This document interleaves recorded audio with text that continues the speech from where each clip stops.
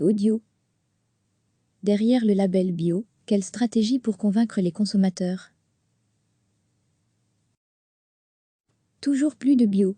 En Wallonie, et plus encore à Bruxelles, les ouvertures d'enseignes bio se succèdent à un rythme soutenu. Les supermarchés étendent leurs rayons spécialisés. Les magasins bio de la première heure font soudain face à une concurrence effrénée. Or il y a bio et bio. Le bio pour le moment, c'est un amalgame de tout. Le consommateur pense que bio, c'est égal à santé, durabilité, ce n'est pas forcément le cas, explique Pierre-Alexandre Billet, spécialiste de la grande distribution, Gondola, Solvay Bruxelles Schule. Le bio, c'est une phase intermédiaire entre l'agriculture industrielle, qu'on a connue dans les années 60 et 70, et une agriculture plus durable, comme la permaculture locale qu'on développe aujourd'hui. On est entre deux phases au niveau de l'agriculture que de la consommation. Derrière le label bio, on retrouve donc des offres bien différentes. Quelle est celle qui parviendra à séduire le consommateur d'aujourd'hui? Avec quels arguments? La grande stratégie de la grande distribution est très souvent le prix, analyse Pierre-Alexandre Billet. Comme elle achète en vrac en énorme masse, elle est capable d'offrir des prix plus bas. Avec l'arrivée de la grande distribution dans ce marché du bio, il y a une tendance à la diminution des prix. Mais pour le spécialiste, plutôt que d'entrer dans une guerre des prix, les autres enseignes doivent miser sur une différenciation à un autre niveau. Et selon lui, la grande carte à jouer se situe au niveau des valeurs et de la durabilité. Les petites enseignes ont un vrai rôle éthique et économique à jouer à ce niveau-là. Elles vont être capables de créer une valeur ajoutée plus importante avec des petits fournisseurs, des petits agriculteurs locaux, et donc offrir cette carte de la valeur ajoutée avec un prix un peu plus élevé. Avec le défi de convaincre les consommateurs de la plus-value éthique et durable. Zoom sur quelques commerces et leurs stratégies pour convaincre les clients en quête de bio. C'est le phénomène du moment, les petites chaînes bio, Sequoia, BioC Bon, Farm, The Barn, sont en pleine expansion. Impossible de généraliser, chacune développe un modèle propre, plus ou moins innovant, plus ou moins accessible, plus ou moins engagé. Du côté de la coopérative Farm, l'accent est clairement mis sur l'éthique et les engagements sociétaux qui vont au-delà du bio. Notre message, c'est qu'on vend de la bioéthique, durable, engagée, qui fait attention à son impact carbone aussi. On ne va pas faire attention seulement au label, mais à toute l'histoire autour du produit, explique Jean-David Couder, le directeur opérationnel. Nous, notre ambition, c'est de travailler au service des producteurs, d'une agriculture durable et pas seulement bio, une agriculture engagée qui permet enfin de faire vivre des agriculteurs au juste prix, qui fait attention à son impact carbone aussi. Lancée en 2013, la coopérative compte aujourd'hui 12 affiliés et 5 ouvertures, sont encore prévues en 2020. Elle est soutenue par des investisseurs et développe ses propres filières, dans la viande par exemple. On ne vend que des produits issus d'entreprises familiales et indépendantes, rien issu d'entreprises cotées en bourse. Une différenciation majeure, quasi unique en Belgique, c'est qu'on ne vend que des produits issus d'entreprises familiales et indépendantes, rien issu d'entreprises cotées en bourse, ou dont on ne connaît pas les propriétaires, poursuit Jean-David Couder. Ce n'est pas une question seulement d'argent même, si le côté financier est important, c'est une question d'éthique générale. Dans ce modèle, offrir les prix les plus bas n'est pas la priorité. Ce n'est pas non plus la motivation première des clients, selon un sondage réalisé par la coopérative. Mais certains segments sont moins chers, la vente de fruits et légumes et la vente en vrac. En 2019, la coopérative a d'ailleurs misé sur le vrac en lançant un nouveau concept, appelé Brut, proposant 600 références, au lieu de 6000, avec des magasins peut-être un peu moins jolis, moins travaillés, en allant vers l'essentiel, pour offrir des produits plus accessibles.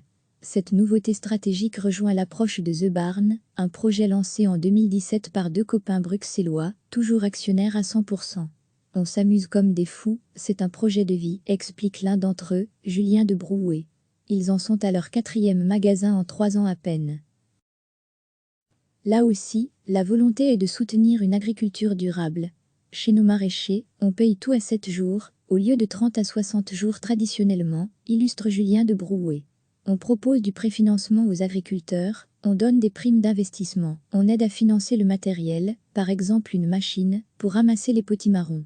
Pas de négociation à la baisse sur les prix, mais on travaille le plus possible avec de gros volumes, pour avoir une logistique efficace, et donner une meilleure vision aux producteurs. On veut rendre l'alimentation durable accessible, les compères veulent rendre l'alimentation durable accessible, un moins pour les producteurs, les entrepreneurs et les clients. pour baisser les prix, exile les emballages, 10-20% du prix final. On met peu d'argent dans ce qui entoure le produit. Le modèle très simpliste mise sur le vrac, de grands volumes de marchandises dans une gamme restreinte, 400 à 500 produits, avec une rotation élevée et des aménagements central à la manière de marchés couverts, situés dans des zones de grand passage. On a de grands marchés, on accueille beaucoup de monde donc, on peut se permettre moins de marge. Sur place, les clients peuvent partager un café gratuitement. Cette authenticité, cette simplicité, cet effet de marché, de rencontre, c'est un retour aux bases, achève Julien de Brouet. Du côté des grandes surfaces, on ne veut pas rater la tendance. L'offre est en plein boom pour répondre à la demande croissante. Exemple chez Carrefour, dont les 800 magasins proposent déjà du bio. L'enseigne a noté une augmentation des ventes de 40% entre 2018 et 2019. On se rend compte que c'est un segment important à développer, explique l'attaché de presse Sirin Stambouli. D'où le passage à la vitesse supérieure, avec l'ouverture d'un premier magasin 100% bio en 2019, pour une expérience client plus favorable, à la manière de Colruyt et ses bioplanets. Avec une attention à la tendance du local également. Parmi les 3000 références de ce premier magasin, une centaine provient de maximum 40 km à la ronde. On y trouve aussi quelques produits en vrac. D'autres ouvertures sont à prévoir, chez des franchisés. C'est notre créneau de rendre le bio abordable en termes de prix. Le bio est souvent perçu comme cher, inaccessible. C'est justement contre cette tendance qu'on veut aller en rendant le meilleur accessible à tous, poursuit la porte-parole, reprenant le slogan développé par la marque. C'est notre créneau de rendre le bio abordable en termes de prix et que tout le monde puisse se le permettre financièrement. Un prix éthique pour les producteurs? Réponse: on a des chartes avec les producteurs. Pour les produits locaux, on va en général avoir des partenariats très long terme, très durables et donc, il y a un échange avec le producteur pour être certain que la rémunération corresponde toujours à ce qu'il demande. Place Jourdan à Etterbeek. Voilà 10 ans qu'un couple d'indépendants a ouvert le magasin Bœuf Positive. Un magasin généraliste, avec aussi une grande gamme de produits de soins, offrant quelques tables illustrées de coccinelles parmi les rayons, et qui joue aujourd'hui sa survie, pris entre le marteau des grandes surfaces et l'enclume des petites chaînes à la croissance hyper dynamique. Les clients se détournent, ils trouvent d'autres commerces bio dans les parages, ou à côté de chez eux, parfois moins chers, parfois plus innovants. Moins de clients, ça veut dire une baisse de chiffre d'affaires, du retard dans le paiement des fournisseurs, et donc une chaîne assez difficile à surmonter. Tous les petits magasins aujourd'hui sont impactés parce que ça pousse comme des champignons, rapporte Dominique Lemaire. Le bio, c'est un style de vie, c'est l'humain avant tout. Elle a fondé l'association Amis Bio avec le responsable d'un autre magasin pour tenter de défendre leurs intérêts communs. Une certaine vision du bio aussi. Ce sont des gens qui croyaient à la philosophie du bio. Ce n'est pas que le non-recours aux pesticides ou aux antibiotiques pour les animaux, ça va plus loin que ça, c'est un style de vie, c'est l'humain avant tout. On a mis nos tripes dedans, ce à quoi on croit, des valeurs essentielles pour elle, et qu'elle estime difficiles à faire valoir aujourd'hui. Car pour elle, ce qui explique les difficultés actuelles du magasin, c'est le portefeuille. Nous sommes des indépendants, nous avons un prix chez le fournisseur, donc calcul fait, on est tenu de vendre à un prix conseillé par le fournisseur. On ne peut pas jouer à la guerre des prix, on n'y arrivera jamais. Et ce n'est pas le seul défi, face à la quantité de concepts plus ou moins innovants, et se positionnant aussi sur le terrain des valeurs. Alors comment se différencier sur ce marché devenu très concurrentiel? Aujourd'hui, à défaut de se réinventer totalement, son espoir de survie porte sur le développement d'une petite restauration sur place et sur l'ouverture d'un bar à jus.